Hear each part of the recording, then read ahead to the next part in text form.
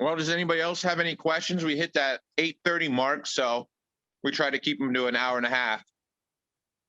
I don't have any questions, but I'm out in Arizona, so this is like Greek to me. Like what you guys are talking about is the polar opposite of everything I experienced, but I'm absorbing some of the e-scouting stuff, which is applicable no matter where you're at. So this is cool. I didn't realize we had somebody from a place. I've been to Scottsdale, but damn. Yeah, that's where I'm at. I'm in Scottsdale. Well, you guys got plenty of food out there to pick from. I did a foodie tour. It was pretty sweet. Yeah, lots of food and lots of public land.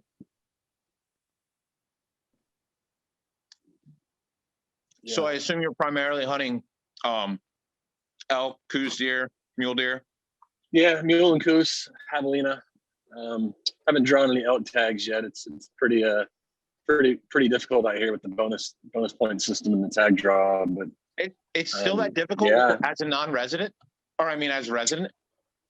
Well, you got to put your time in, right? You got to get your lifetime, do your hunter's ed, get your bonus points, and then we have these strip units up here that house some of the largest elk in the world, but that's where everybody's going. So the number of tags, the tags are reducing every year right now. So you can go like do a management unit, but it's a management unit. They want all the elk out of there, and there's probably like 4 in a 200 square mile areas. So good luck. Wow.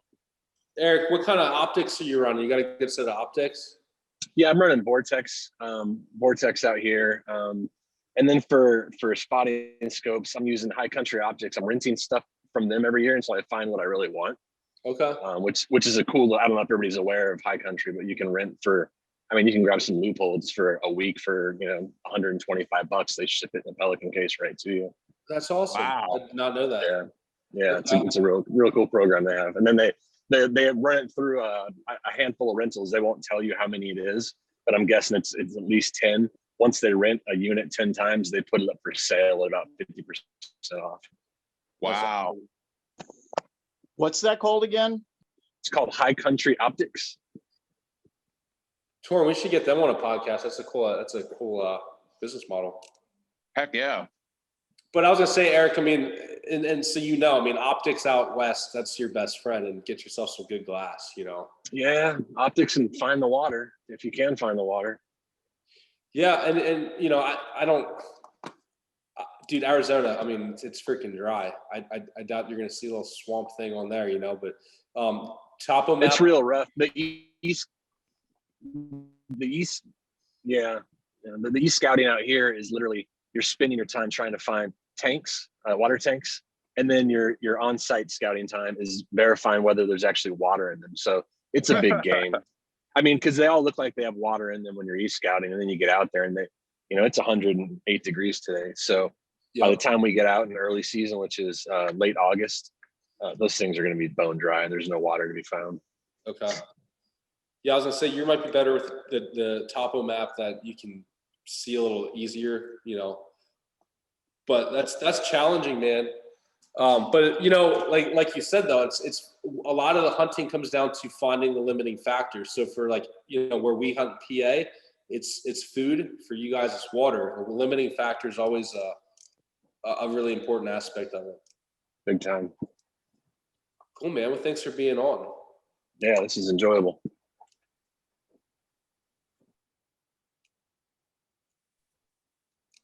Wow. All right. Anybody else? How would you go around scouting like farmland when we got just patches of woods, like 20 acres here, 30 acres here, and it's just mostly farmland? I'm in Michigan, Saginaw Valley. Saginaw. Tuscola County, technically, if you type in Vassar, just northwest. How far from Starton are you guys? What's it? About an hour. All gray. You gotta go southeast. Yeah. Where are you at? Vassar. Saginaw, Vassar, Frankenmuth area. Gotta go south. You're in Standish. South yet? Yep. Go to the east a little bit.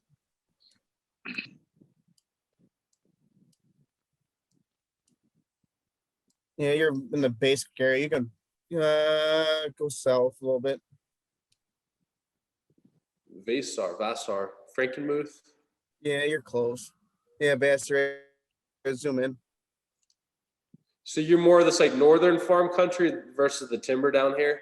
Yeah, it's like all that open space, kind of right just by 15. Just like Yeah, blocks like that. Yeah, basically. The one I Okay. hunt is like 8 acres total, and it's like more like a transition area. Okay. So If you see Utter Road and Bass Road, it's right. Move your mouse a little bit to the right, Torin.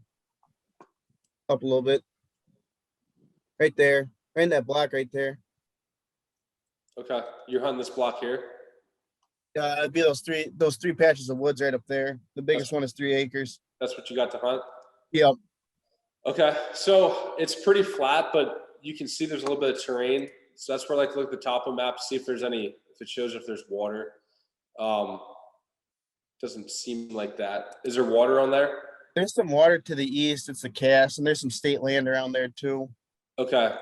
So here's the deal, man. On like my opinion, I'll let Torin weigh in a second, but my opinion, something like this, you're almost best off setting a cell camera up that can let you know like really what's going on.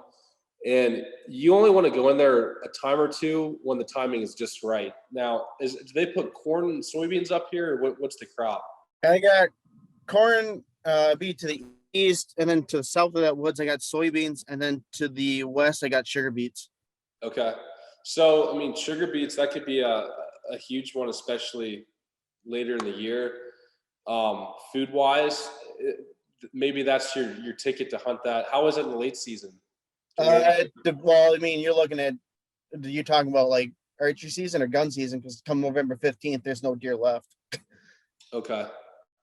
Yeah, dude, that's tough.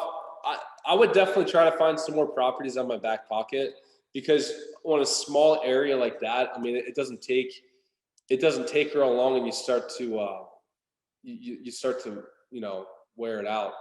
I don't know where my tools are at to.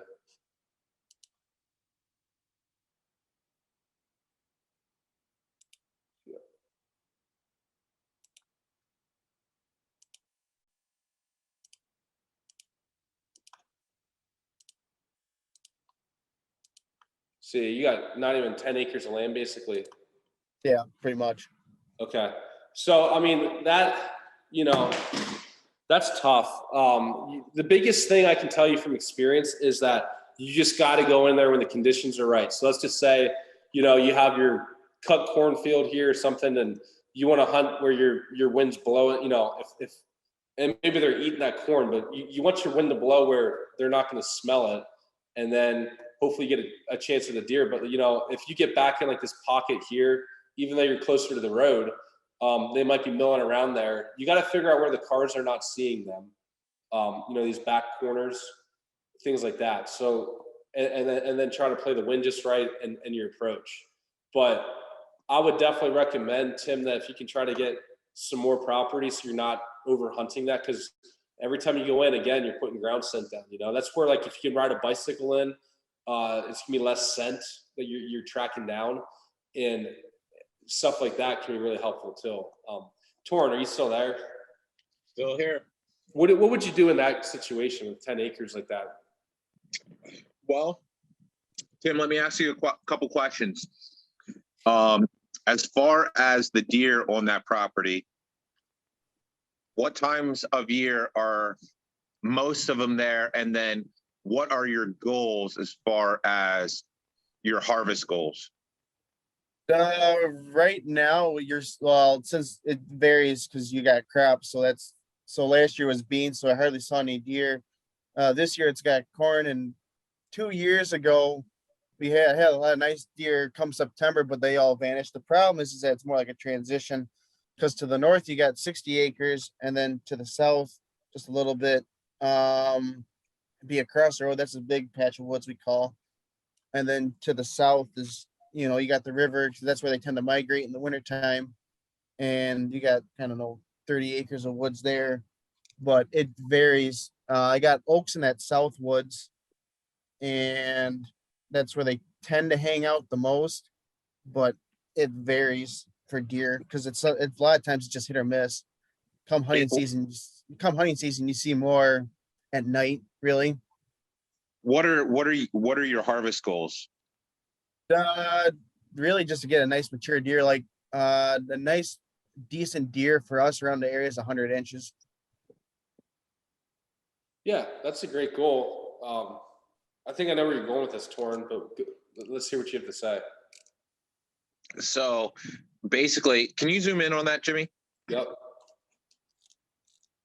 And then so that you can still see the outside timber though. Yep. So you already called it out, Tim. You said it's going to be a transition area. What I would do is I would lay completely off this. I would hunt it. The only time that I would hunt it is maybe a total of 5 to 7 days. And that would be from the pre-rut to the rut. The best thing that, in my opinion, outside of early season, the best thing that this property has going for itself is in those big blocks of timber surrounding your hunting location, you can have a big buck push a doe in there to breed. Yep. So as long as you're not putting pressure in there and it feels comfortable, this can be a location that you can actually shoot a slob in. But you got to have the willpower and the desire to stay out of it. Now, kind of going back to wanting to shoot 100 incher, that's totally cool. You can absolutely do that too. And again, I would still probably stick to that pre-rut, rut time period, or your season opens like the first week of September, right? October 1st to January 1st, we can hunt. Okay. So you open up the first week of October. Yep. If you can capitalize on those crops still being up, you might be able to get in some really good early season, and I mean like the first 5 days early season hunting. And then after that, I would back off until the late, and then I would just try to find other properties, kind of like what Jimmy said, and then just save this as a honey hole. Okay, that's usually what that's what I tried last year, but work got in the way too. But I got a cell cam now too that's trying to minimize being out of there now that I got corn there this year. Yeah, dude. Use the cell cam so you don't have to go in there to check in and stay out till the time. You'll know the time's right. Dude, this property right here reminds me of Colby's property. Yeah. No, you could shoot a slammer in there, and I could see him following right in that low terrain spot, you know. Yep. From here to here, just catch him on that edge. Yep. Right, that gives me a better idea. That I knew it was on the right track, but I just wanted to make sure. Yeah, just don't overhunt it, Tim, and start. Dude, don't be afraid to door knock. And I'll tell you, a great feature of onX is you have that resource that you can, you turn on your map layer. And do you have onX right now? Yeah, I'm on it right now. Okay, I can't get my alphabet right here. Michigan, and then turn on your private lands, and then you can start finding out information. Tap on it, and they either live right at that address or somewhere else. And if they live somewhere else, you can Google their name, you can call them, you can, But I'd say most of these people probably live right there. I wouldn't be afraid to knock on doors, because like even this spot right here, that inside corner. Did you know that guy has that inside corner? Yeah, I knew that one. The other two thing is too is like a lot of people like you can deer hunt their property, but when it comes to deer hunting, it's just all no. It's a lot of people get kind of strict about who they can hunt and all that. Yeah. So, and that's another topic we can talk about sometime, like strategies for how to access land. But start out, coyote hunting and stuff. A lot of times you can get the permission for that, and then you can work your way in. So good. Does anybody else have any questions that we can help with? So this is slightly off topic, but I know that you mentioned asking about coyote hunting. Yeah. One of the things that I found that worked out for me well this year is asking about trapping. Yeah. And getting access that way versus asking about hunting. Yep. That's excellent. That's excellent. My brother, he's been trying to get me some ground in Ohio that he traps on, and a lot of people are open to that. And that's what it comes down to, just open up that conversation and go like that. So good. Anybody else? Going on 9 o'clock. So, Torrin, you want to wrap it up then, and then let guys know how they can reach back out and we can help them out? Yeah, absolutely. So first of all, I hope everybody took something away from this. We try to do these at least twice a month, every other Wednesday at 7 p.m. The topics vary, but if you guys are looking to potentially get some more one-on-one time or something like that, hit us up. If you're not a part of the Servicide Hunt Club already, we do a lot of this stuff with our members. It's $40 to register. That's for the year. There's a bunch of other perks. You get to get in with the community, bounce questions off other guys. We have partnership discounts, kind of the whole gamut. But you can shoot me an email. My email address is my first name, Torren, Torren, @servicide.com. Or if you hop on our website, servicide.com, you can shoot us an email through there through our contact form. We're here to help make other hunters more successful, and that's our main mission statement. If you're not already, please join our free forum. It's on our website. So what you'll do is you'll go into go to servicide.com, and you'll go to the shop. Under memberships, there'll be a forum registration. It's free to join. Like I said, you just have to go through the checkout process, which is $0, and then you'll be registered. Be sure to create a Servicide account. Sweet.